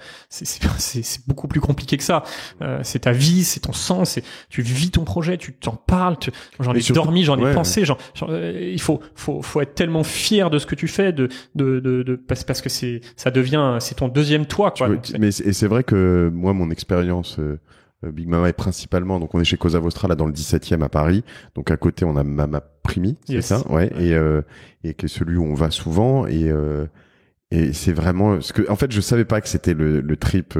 Alors, je voyais bien que les gens étaient italiens, hein, quand même, ceux qui nous accueillent, mais l'Italie à Paris, tu le ressens vraiment. Dès l'accueil, hein. Et donc on est parti. C'est pas facile à faire dans la Bretagne à Paris, c'est quand même le trip est moins. Non, mais surtout, il y a un moment où on était. On prenait pas assez de plaisir dans ce secteur-là, et l'italien, c'est un truc qui nous parlait, les produits, la culture, l'identité, les voyages. Je parlais italien, je l'avais appris depuis petit, donc j'avais aussi cette base-là, et donc monégasque, t'es autant italien que français. Ouais, alors j'étais monégasque jusqu'à l'âge de 6-7 ans, mais c'est effectivement la moitié de la ville parle pas un mot de français, c'est que des Italiens. J'avais appris italien un petit à l'école, machin, donc j'avais beaucoup plus en fait de proximité et de passion pour l'Italie que pour. Bref, donc on a switché sur l'Italie, et on a continué la démarche de vouloir faire un très bon rapport qualité-prix, et de se dire que fallait absolument qu'on aille sourcer des produits de très très bonne qualité dans un schéma de distribution différent, c'est-à-dire hors des circuits industriels, hors des schémas d'intermédiaires, pour à la fois acheter moins cher et avoir accès à des produits de meilleure qualité. Sachant qu'en plus tu parlais de raccourcis, de shortcut tout à l'heure, là tu vas venir un peu m'expliquer comment t'as fait, mais pourtant il me semble qu'il y a je connais rue Godot de Mauroy, il y a un petit, je sais pas si tu vois de quoi je parle, un petit, je crois que c'est une coopérative, c'est très simple. Et lui, les relations directes fournisseurs, on n'est pas dans de l'industriel, c'est des super trucs. Je crois qu'il y a beaucoup de restaurateurs qui bossent avec lui. C'est du circuit de qualité, j'ai l'impression, tu vas peut-être me dire le contraire, mais des burrata. Le problème, c'est que À combien tu l'achètes la burrata? Ouais. Moi, je la paye 5 euros, mais toi, tu parce la payes moins, parce que j'en achète qu'une. Non, mais parce que c'est tout l'enjeu. Elle vaut 3 fois ce prix-là chez n'importe quel fromager. Des très bons produits italiens, ça existait déjà avant qu'on arrive. Hein, on n'est pas. Mais le vrai défi qu'on a eu, c'était de dire, ok, comment est-ce qu'on peut aller chercher le meilleur prosciutto di San Daniele, donc on va le chercher chez Bagatto, qui est un des meilleurs petits producteurs. Il fabrique 3000 jambons par an. C'est de la micro-production. Toi, du coup, tu grossis, tu en achètes un sacré paquet aussi. Ouais, après, on multiplie les petits producteurs parce qu'effectivement, quand on grossit, c'est notre manière de continuer à travailler avec des petits producteurs. On en rajoute dans notre écosystème et dans notre circuit logistique, mais tout le défi, c'était de dire, OK, on va chercher ces meilleurs produits-là que tu retrouves parfois dans des petites coopératives ou dans des étoilés, dans des très gros gastro, mais de les rendre accessibles à tous à un prix très accessible. Et c'était tout l'enjeu, c'était de dire tu viens chez Big Mama pour une vingtaine d'euros, à deux tu vas avec ta femme pour 45 euros à deux. Tu te fais un bon repas avec un bon pinard, d'un direct producteur qui va bien, des très bons produits en entrée, une bonne pâte faite maison, traditionnelle, authentique, faite par des Italiens. T'es relou, Tigrane, parce que là, je me dis. Alors bon, déjà l'horaire passe. Je suis sûr que t'auras peut-être pas tout le temps qu'il faudra, mais surtout, je veux déjà aller déjeuner ce midi. Je sais où je vais, quoi. Ça donne envie. Là, tu me projettes. Voilà, c'était de se dire comment est-ce qu'on peut pousser cette excellence des produits à un prix bas. Et concrètement, c'est ça toute la difficulté, parce que. Et concrètement, du coup, vous passez de la Bretagne à la Plonge, à Brest, etc., à vous shifter quelques mois après. Le lendemain, on prend un avion. Vous allez où? On prend un avion, on loue une bagnole. Alors, on a fait toutes les régions d'Italie, hein. Mais une fois nord, sud, de la Sicile à la Sardaigne. Aujourd'hui, on s'approvisionne à peu près partout en Italie, que ça soit sur le vin, sur la charcuterie, sur les fromages, sur la farine, sur les tomates, sur l'huile d'olive, sur plein de produits. Donc partout, on n'a pas une région de prédilection. Et on louait des voitures à Bologne, à Milan, à Naples, à Palerme, machin, et on faisait la région et on allait. Alors la démarche, on nous a dit, mais comment est-ce que vous avez trouvé les meilleurs produits? Vous éclatez aussi, non? C'est cool. Ça, c'était génial, ouais. Ça, c'était super. Et t'as pas de resto à ce moment-là? Non. Là, les mecs qui te regardent, ils se disent c'est touriste. C'est ça qui était marrant, c'est que on a pris le truc complètement à l'envers, en fait. On s'est dit, on va pas commencer à chercher à de l'immobilier, à faire un resto. On va commencer par le plus important, qui est les produits. Si on n'a pas les produits, on arrête l'aventure. C'était ça qu'on s'était dit. Et donc, on a passé beaucoup de temps. On a perdu beaucoup de temps. On a mis 2 ans et demi pour ouvrir un resto à Paris. 2 ans et demi. C'est long, hein? Mais c'est peut-être aussi pour ça qu'après vous êtes allé aussi vite et que ça marche aussi bien, parce que vous avez ces beaux produits et ça a aidé. Au-delà de l'histoire, il y a le réel, c'est-à-dire le goût. Pendant 2 ans et demi, et on est parti, donc c'était globalement la première année et demie. Et on allait donc à Milan. Comment est-ce que j'ai trouvé Bagatto? Je parlais Bagatto l'autre fois. On allait au Il Ponte di Fer, qui est un restaurant qui avait 1 étoile Michelin à l'époque. Je sais pas s'il l'a encore ou s'il l'a plus d'ailleurs. J'ai pas regardé. Mais qui est un restaurant assez simple. À midi, il y a une formule à 15 euros. Tu manges une pasta à le ragoût à 12 euros. C'est un truc ultra haut de gamme avec les meilleurs produits d'Italie. On a été bouffé, on ne connaissait pas, on a été bouffé là-bas. Et à la fin du service, on a toqué à la porte de la cuisine et on a été voir le chef et on lui a dit, voilà, on a un projet d'ouvrir un resto italien. On n'a rien pour l'instant. Tout ce qu'on veut, c'est les meilleurs produits en Italie. Est-ce que vous pouvez nous aider? Avec qui vous travaillez? Moi, j'ai goûté une tomate chez vous, là, c'est du caviar, donc où est-ce que vous allez sourcer ça? Et en fait, on a fait ça dans plein de restos. Les mecs qui te disent tout le temps. Ouais, en fait, c'est ça. L'aventure humaine qu'il y a eu derrière, elle est dingue, parce que c'est des gens maintenant qu'on connaît, et donc le mec a sorti, on s'attendait à ce qu'il nous prenne un papier en disant machin. On a passé l'après-midi dans sa cuisine. On a plein de photos de ce moment-là et de souvenirs de ce moment-là. On a passé l'après-midi, il sortait ça, il nous faisait goûter ça, il disait voilà, alors ça, un truc sur 2, il appelait le mec, il disait ouais, je suis avec 2 jeunes, c'est génial, ils veulent monter un projet, il faut que tu les reçoives. Et ça s'est fait comme ça, et on a pris 3, 4, 5, 6 contacts du premier mec. On prenait notre bagnole, on faisait 300 km, on allait chez Bagatto, on toquait à la porte, ouais, on était avec Simone, qui machin, ah, c'est vous, tac, tac. Il y en avait un qui nous recevait, l'autre qui nous disait j'ai pas le temps, machin. On revenait le lendemain en disant non mais en fait on a été voir un autre mec, il il nous a aussi dit que c'était chez vous qu'il fallait prendre le jambon. Donc, et à la fin, c'est des producteurs maintenant qu'on connaît très bien. On a leur portable, on les appelle tout le temps. Quand on est dans la région, on y va. Il y a des producteurs, on a dormi chez eux. Il y a des producteurs, ils viennent ici. Ouais, il y a pas mal. Quand on a ouvert la Felicita, il y a 3 mois, on a fait un gros marché de producteurs, on a fait venir pas mal de producteurs italiens, c'était cool. Ils sont tous venus et voilà, c'est arrivé qu'on aille dormir chez eux. Donc on a une relation avec eux qui est super. Et donc on a construit ça pendant 1 an, un peu partout. Et au fil de l'eau des 3 années qu'on a construites, on a démultiplié les petits producteurs. C'est la magie de l'Italie, c'est qu'il y a un écosystème agricole qui est assez différent de la France, c'est qu'il y a énormément de très petits producteurs et ensuite il y a des très gros industriels. Il y a un mid-market qui est assez peu développé.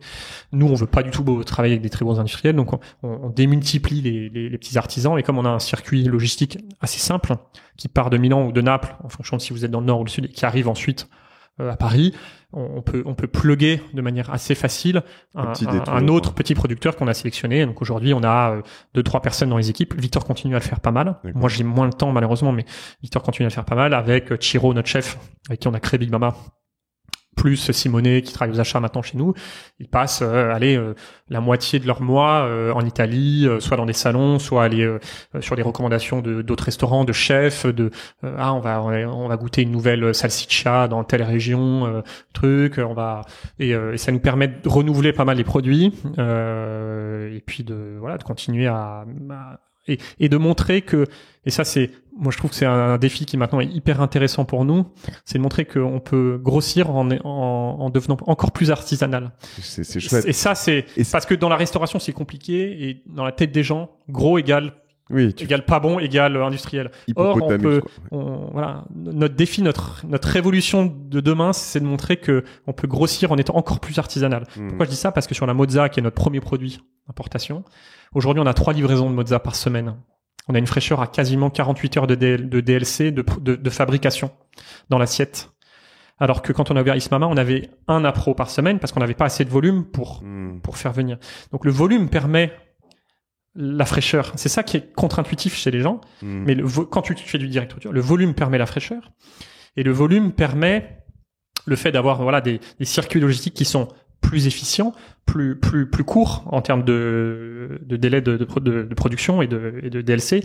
Et ça, je trouve que c'est assez intéressant. Ça nous excite pas mal. C'est marrant parce que quand tu commences, moi je crois pas que t'aies commencé à l'envers, c'est mon avis, mais je pense que justement vous avez posé les briques à l'endroit, et même si ça a pris du temps, même si il y a probablement eu des effets de bord énormes. Prenez beaucoup de temps. Oui. Beaucoup de temps avant de se lancer. Il faut se lancer faut prendre beaucoup de temps. Tu vois, un des épisodes de Génération Do It Yourself que j'ai adoré, qui est avec Sébastien Kopp, qui est le fondateur de Veja. Je pars dans 10 minutes. 10 minutes. Et ben voilà, on va accélérer. Avec Sébastien Kopp, Sébastien, il me raconte comment il allait en Amérique du Sud pour sourcer. Tu vois, j'avais déjà les chaussures. Ouais, bien sûr. Ouais. Non, voilà comment il source tout en bio, etc. Et il a fait tout ça, tout ce que tu dis sur le plastique, caoutchouc, cuir, etc. Je recommande à ceux qui l'ont pas écouté de l'écouter. Voilà. Mais c'est une démarche qui continue. C'est-à-dire, on a débuté aujourd'hui. Enfin, on a débuté il y a 5 ans avec ça. Aujourd'hui, on l'a pas encore annoncé publiquement, donc c'est un peu un avant-première, mais on est devenu B Corp. Je sais pas si ça te parle. B Corp, c'est un label d'entreprise. D'accord. Qui est en train de se développer pas mal, qui est un label sociétal, environnemental. D'accord. On est le premier groupe de restauration en France à devenir B Corp. D'accord. C'est un label qui a été porté par des entreprises qui ont été extrêmement innovantes dans la politique environnementale et sociale. Patagonia,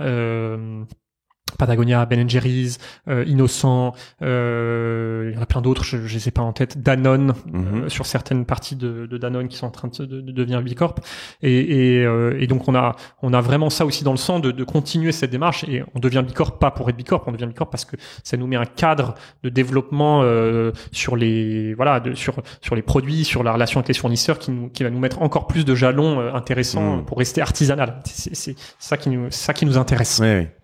Écoute, c'est fantastique. Et alors, du coup, en allant très vite, accéléré, la société, vous la fondez quand? Après, juridique. Elle est fondée après. Je sais même pas. Après tous ces trucs, moi, j'ai l'impression d'avoir créé la boîte le jour où j'étais full-time dans le truc. La société juridique, je sais pas, ça devait être en début 2014. Vous êtes 2 associés?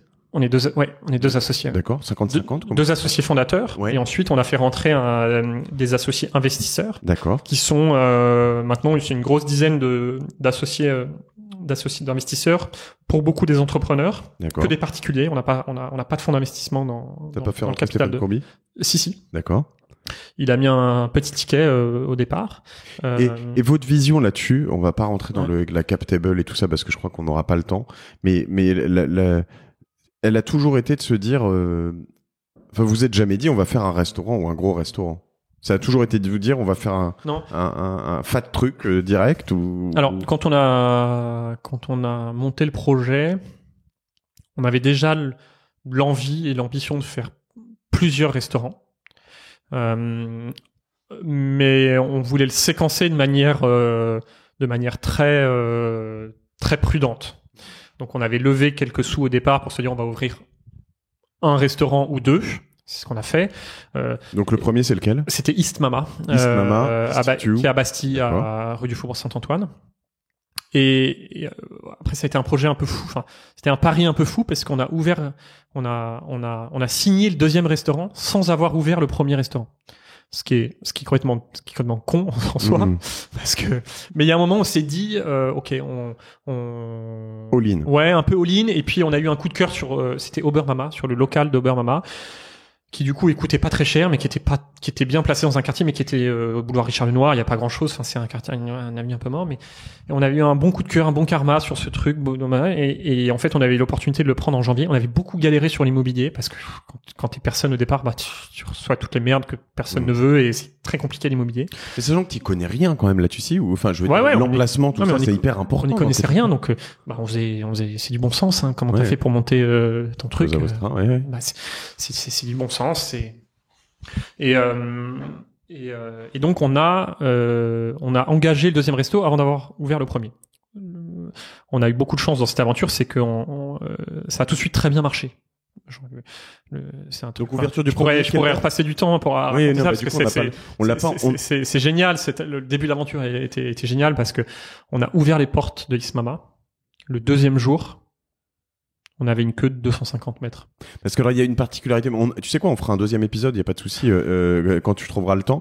Mais il faut préciser que donc vous prenez pas de réservation. Ouais. Alors on le prend pour une raison assez objective, parce ce que je comprends d'ailleurs, mais on nous a souvent dit mais ils l'ont fait pour des raisons marketing. Enfin, ça nous fait pas plaisir d'avoir des critiques par rapport à ça.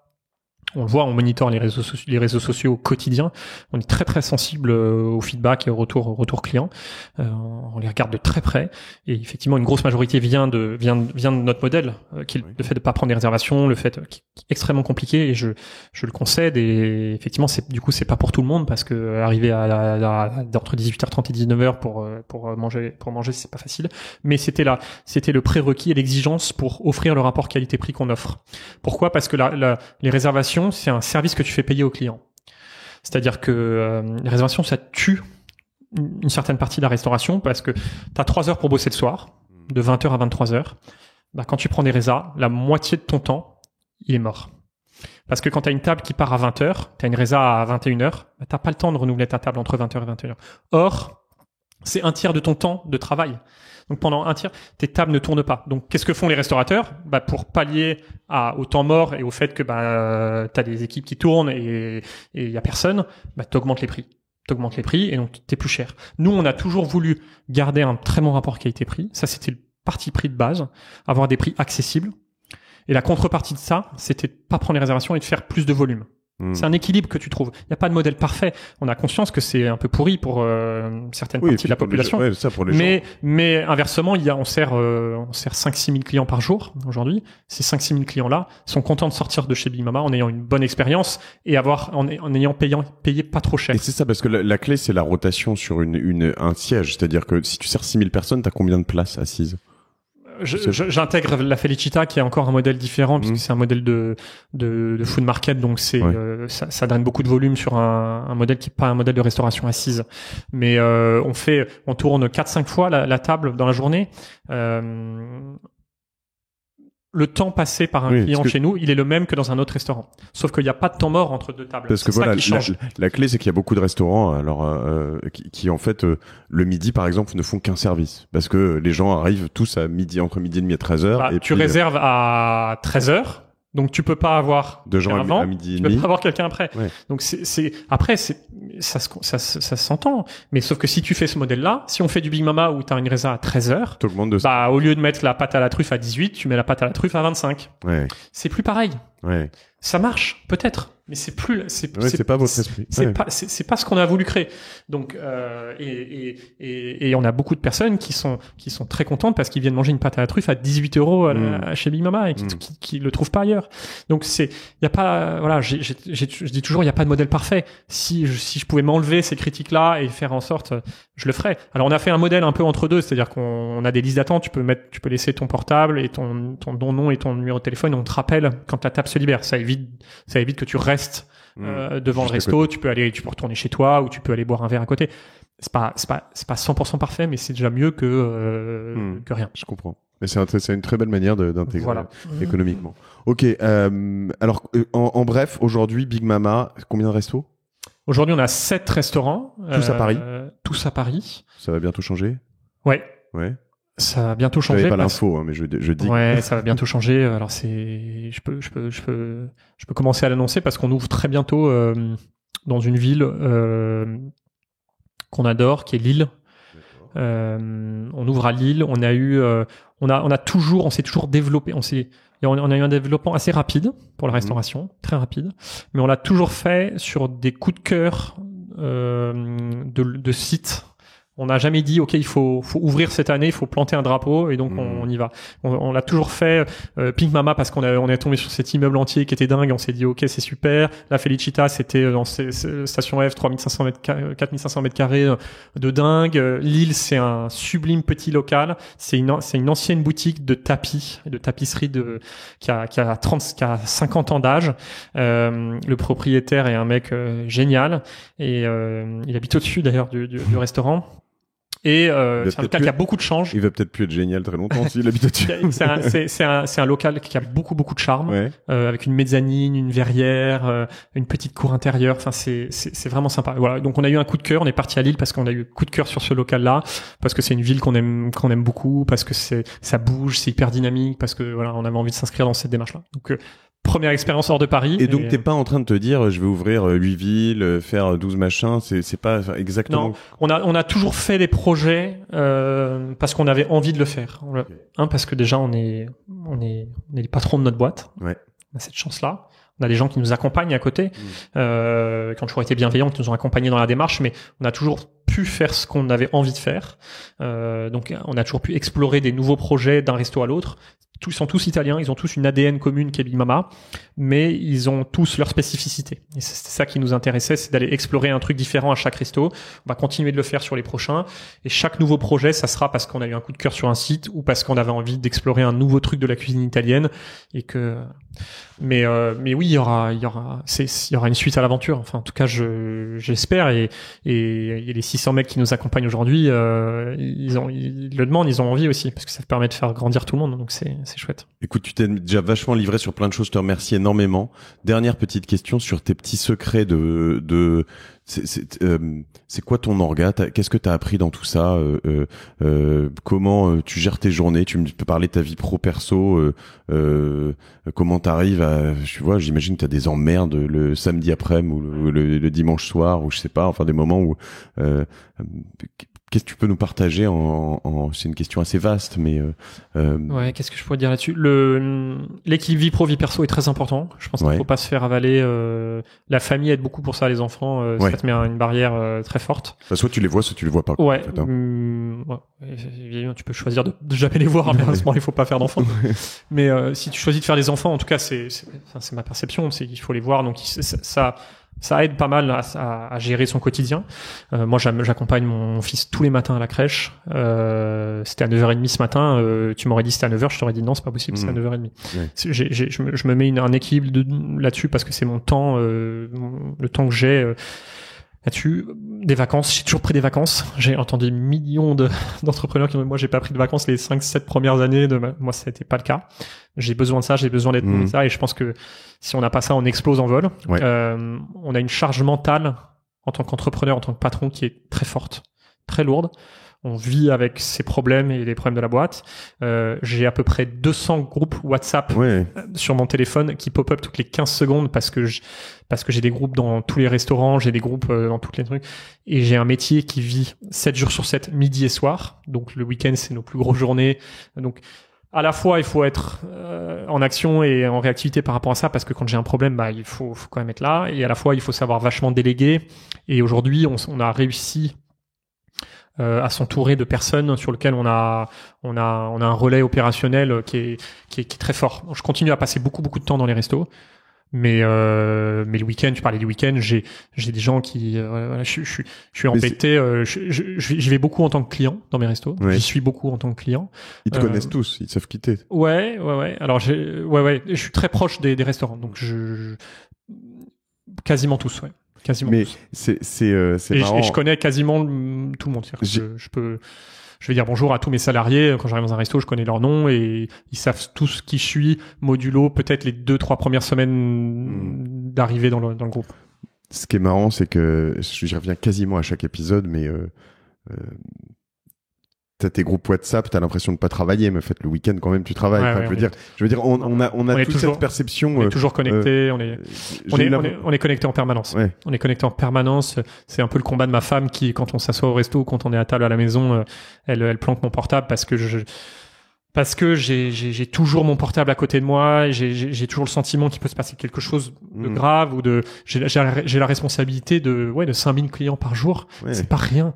Donc j'ai une responsabilité mais il faut savoir la déléguer à ton chef des ops, à ton associé, mais c'est pas facile, mais on y arrive. Alors, l'évolution, si tu m'avais posé la question il y a 2 ans et demi, j'aurais pas du tout eu la même réponse. C'est-à-dire que il y a 2 ans, c'est moi qui faisais, c'est moi, Victor, on faisait tout, et on était sur le front de tout. Et aujourd'hui, on a quand même une équipe qui nous entoure et qui nous accompagne. Heureusement, parce que si on s'en sortirait pas, mais on est quand même toujours connecté, toujours. Et ça, c'est la contrepartie de la liberté d'être entrepreneur. C'est qu'on est à la fois extrêmement libre dans son agenda, dans son quotidien, et à la fois toujours, on n'est jamais libéré de quelque chose. C'est exactement ça, c'est-à-dire que je crois que beaucoup de gens qui n'ont pas vécu ça s'en rendent pas bien compte. Quand tu te couches le soir, tu peux te dire non mais j'ai vu dans tel restaurant que la brosse à chiottes elle était cassée, il faut que j'ai oublié de remonter l'info. Enfin tu vois, il y a des détails. C'est un métier, tu parles de charge mentale. C'est un métier d'exécution, d'opération et de détails. Donc en plus c'est sans fin. Et puis les services, c'est une guerre répétitive. Tu finis un service, tu recommences un autre, c'est machin. Donc c'est dur. Ça c'est dur. C'est très, c'est fatigant. C'est fatigant, mais c'est extrêmement gratifiant. Et moi j'adore. J'aurais pas pu faire autre chose. J'aurais pas pu faire autre chose que ce métier-là. Mais oui, c'est fatigant. C'est pour ça qu'il faut prendre des vacances. C'est pour ça qu'il faut se libérer la tête. C'est pour ça qu'il faut. Mais ouais. C'est pourquoi tu cours. Pourquoi je cours? Ouais. Dans mon quotidien, ou pourquoi je fais du jogging? Non, pourquoi tu cours dans ton quotidien? Parce que je passe trop de temps avec toi et que j'avais un rendez-vous RH à 11h30 non mais donc on y va, mais pourquoi, c'est quoi ton moteur? C'est quoi ton truc au quotidien? Pourquoi je fais ça, tu veux dire? Pourquoi tu cours? C'est vraiment une bonne question. Je me la pose tous les jours. Je me dis, pourquoi tu fais ça? J'ai certains éléments de réponse. Je fais ça d'ailleurs d'abord parce que je suis heureux, parce que je prends du plaisir à le faire. Je pense que le jour où je prendrai plus de plaisir à développer Bimama, je partirai de Bimama. Aujourd'hui, je m'éclate. Quand je vais au bureau, j'adore retrouver mon équipe. Quand je vais dans les restos, j'adore l'énergie qui s'y dégage. Je fais ça avant tout pour ça, pour l'aventure collective et humaine. Ça, c'est le premier truc. Et j'adore développer des lieux. J'adore rentrer à 12h30 dans un de mes restaurants et de voir que il y a des gens de partout qui sont là. Il y a un mec en costard à côté. Il y a une vieille grand-mère qui bosse avec son petit-fils et tout ça se réunit dans le même lieu. Il y a une forme d'alchimie dans un restaurant quand ça marche qui est dingue. Et ça je fais ça parce que je veux continuer à vivre ces moments-là. Après je veux pas avoir un rythme. Je veux pas courir toute ma vie. Ça je suis pas prêt à ça. Donc il faut trouver ce bon équilibre. C'est pour ça que je me pose cette question tous les matins. Je me dis voilà, est-ce que t'as le bon équilibre? Est-ce que t'as mis le curseur au bon moment, au bon endroit? Et c'est pas toujours le cas. Quand on fait des ouvertures de resto, c'est sport et c'est compliqué. Mais je continue à faire chaque ouverture comme si c'était la première ouverture et à prendre autant de plaisir. Le jour où je ferai ça de manière répétitive, si ça arrive un jour et que je fais ça comme un truc genre ok on ouvre un autre resto machin, j'arrêterai. Je ferai autre chose. Mais peut-être je retournerai sur la Côte d'Azur et j'aurai ma petite paillote et on vivra. Tigran, je te remercie vraiment. C'était une super rencontre, première fois qu'on se voit. Je m'attendais pas à un moment aussi cool. Si ça vous a plu à tous autant, je vous remercie de noter le podcast 5 étoiles. C'est hyper important pour Génération Do It Yourself sur iTunes et puis de le partager surtout avec vos amis sur les réseaux sociaux, sur LinkedIn, sur Twitter, sur Facebook. Tigran, je te remercie 1000 fois. On fera une suite, j'en suis certain. Avec plaisir. J'ai passé un moment top. Je te libère pour ton rendez-vous RH. Yes. Et je te dis une fois de plus. Merci beaucoup et bon courage à tous pour tous ceux qui veulent entreprendre. C'est beaucoup de boulot, mais ça vaut le coup. Ça vaut le coup. Allez-y, on y va. Bye bye. À plus.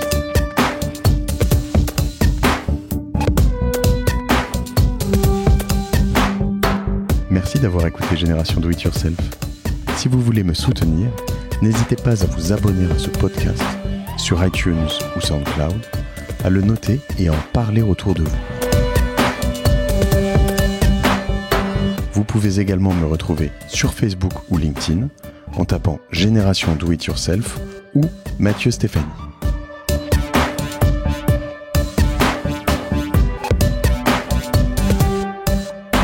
Merci à Cosa Vostra pour la production de ce podcast. L'habillage musical est issu du morceau Night Owl de l'artiste Broke for Free.